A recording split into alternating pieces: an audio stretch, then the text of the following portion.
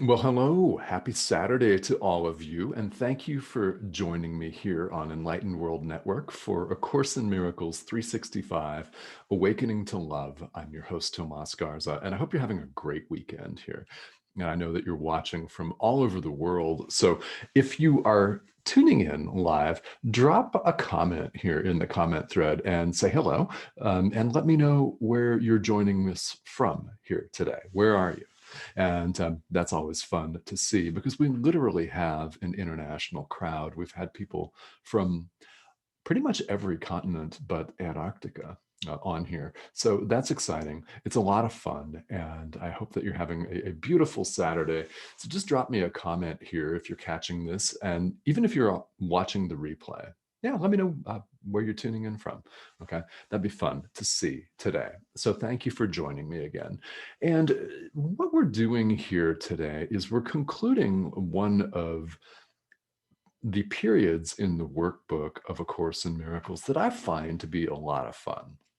It's where we go through a lesson a day for 20 to 30 days, something like that. It varies depending on the part of the workbook that you're in. And then you have a review period where a number of ideas for the day are in fact reviews of ideas that you've covered. And it's not exactly the same thing twice. It is, of course, by design, the same thing multiple times, which is why I say the same thing, may feel like over and over again. Jesus says the same thing over and over again. Any spiritual teacher will say the same things over and over again by design, of course. But it's not quite the same as repeating a lesson because, as you'll see, as you find if you go through this, the workbook summarizes during the review periods and presents them a little bit differently. That is also by design. It's brilliant and it's genius because the 55th time that we see an idea might be the time that we actually get the idea. Or it might be the time that we decide to take action on an idea that we've gotten and sort of accepted in our lives prior. In other words, as adult learners, we're stubborn, are we not? Of course we are. And we have to hear things over and over and over again, but hence the genius of spiritual practice. That's why if you are an active meditator, you show up and you sit and you meditate again and again and again and again. That's why if you habitually study something like A Course in Miracles, the workbook, that's why you show up day after day, again and again and again and again. And if you have a very active relationship with your teachers and guides, human or non-human, or both, that's why you continue to engage with them again and again and again, because the 100th time you hear something might be the time that really does it for you. And our job as teachers is simply to show up and teach. That's it. That's all. I never know who's going to be joining me here today, but I really thank you for taking the time out. And it's on behalf of all of us. It's not just on my behalf. It's not just on behalf of the network. But the best thing that anyone can do in this world is to practice their own spirituality, to inquire into the nature of yourself, of all things, to ask the right questions, and diligently seek the answers because they will come. They will come. And that's exciting, right? And it's fun because this should be fun. Yeah, this should be fun. There should be, ideally, a sense of humor along with repeating these lessons and hearing something for the 89th time. Because if you get it, then you needed to hear it all the 89 times and the 88 times previous, where you didn't take action on it, or you didn't understand it, or you chose to do something else, or you just kind of forgot about it. That happens, right? Everything for a reason. And the timing is perfect. You're watching this live stream is perfect timing. So what's in store for you? Well, I don't know. Stick around. You'll find out. What we're doing today is we're going through lesson 90. So we're wrapping up this review period. And next week, what we'll do is we'll launch right back into the standard format in the workbook, which is one idea a day. Now, the ideas they call lessons. There are always some rebellious folks in the crowd, aren't there, that don't want to feel like they're in school. All right. Well, nobody's making you show up and no one's giving you homework. How about that? You have to choose this, and there's a reason you're here. You've already chosen to do this, or you wouldn't be watching this. I mean, let's just all be honest with ourselves on that one. Whether you do it today or whether you do it 10, 12 years from now, it's on. It's on and there's no going back. That's just something that I love. I absolutely love that about spirituality, don't you? Yeah, I do. I thought you might. So let's review these last two ideas here. Lesson 90 reviews lessons 79 and 80. So these are very profound ideas that are slightly recast in the review period. And we'll just go through some of these today, and then we'll wrap up. And as always, I welcome your comments, your questions. Also, in addition to letting us know where you're joining us from today, please let us know if you have any questions or comments, whether it's about spirituality in general or about A Course in Miracles specifically, either one. All right. The first idea for today that we're reviewing is lesson 79 in the workbook that says, let me recognize my problems so it can be solved, right? Let me recognize my problem, singular, really, so it can be solved. So there's one problem. If there's only one problem, then why do you need 50,000 different solutions? There's one solution, one problem, one solution. It's very simple. What's the problem? Separation. Ultimately, that's it. That's the problem. And the miracle, and we'll talk about what that actually looks like and means in a second. Miracle is the solution.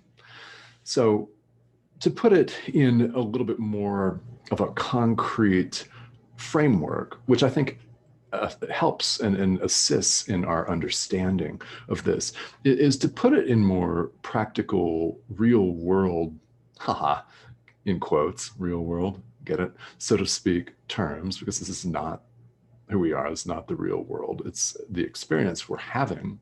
Here we are.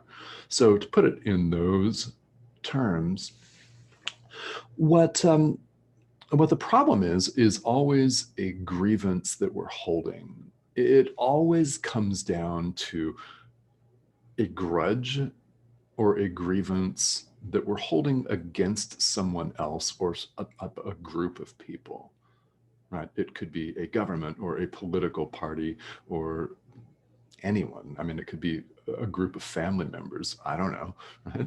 There's always a grievance that we're holding, which that's really the issue. Now, why is that an issue if we're holding a grievance? Well, as we've seen, you have a choice between love and fear in every single moment of every day. You can't choose love if you're holding a grievance and actively clinging to it and hanging on to it. If you choose love, the grievances go away. That's what a miracle is, by the way. According to A Course in Miracles, a miracle is not 5D ascension or 30D ascension or anything like that. It's not necessarily activating your pineal gland to pop out of your own body and view your own body from space, which is pretty cool, but it's not awakening. And it's not the miracle. It's much simpler than that. A miracle is choosing love instead of choosing fear. Anytime someone does that, that is a miracle. And there is, as is famously quoted in the Course, no order of difficulty in miracles. What that means is one is just like another. That's a direct quote. One is just like another from the text. That means that no matter how seemingly insignificant the miracle is, it is just as powerful as moving mountains. It's just as powerful as that. All right. If if that helps, I hope it helps. It should, because each of us is capable of these, and each of us is entitled to them, as we saw yesterday in the review ideas in yesterday's live stream. We're all entitled to miracles, period, because of who we are, because of the truth of who we are. So that is the solution. So, of course, we have to recognize what the problem is. Otherwise, how can we solve it? And that's our situation in the world all too often, isn't it? Is that we run around looking for the problem where it is not. And we're attempting to put out fires and solve these little problems. And what happens? Another one gets created. Why? Because we're not looking in the right place.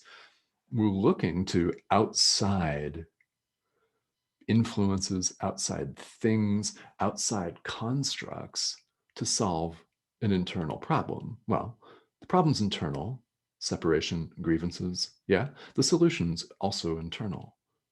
The miracle is internal. It's choosing love. That's what it is. So we can't find the answer to our problems in a boatload of more money, however wonderful that might be. Yeah, that's not the solution to the problem of separation. Because even if you have millions and millions of dollars or pounds, that would be nice. Yeah. You still aren't guaranteed true, constant happiness. Why? Because that's not where you find money. Now, nothing against it. I make it, right? We make it here. You know, it's something that we need here in the world, and absolutely, it is something that's worth having in the world. It opens up a lot of doors and possibilities and frees us up to do all kinds of things. However, happiness, real happiness, is internal. So that if that's where the problem is, that's where the solution needs to be applied. If we just apply it outside ourselves, there are no amount of beautiful homes or beautiful cars, beautiful expensive pieces of clothing that are going to satisfy us ultimately. That's why we satisfy a desire for something material in the world, and we feel great right at the time, feel really wonderful, and then that kind of dissipates, doesn't it? Real happiness does not dissipate. It's the nature of who we are. It's our birthright. So lesson 79 is very important. Let me recognize the problem, so it can be solved. Now, lesson 80 talks about something that is at first maybe a little bit more difficult to grasp from the standpoint of the world because it goes against all of our conditioning. And lesson 80 is let me recognize my problems have been solved. Okay. Have been solved. They're already solved. Definitely in the world, it doesn't feel like that, does it? However, what's the problem? Now, if the problem is that you're in debt and you're trying to pay it off, for example, then that's not the problem that has already been solved. The problem is internal. It's separation. It's choosing fear rather than choosing love. And yeah, that debt is simply an outward manifestation of that. A physical illness is simply the outward manifestation of that. That's the way this all works. So what do we have the power and the capability to do? Well, choose love in the present and recognize that the problem has already been solved.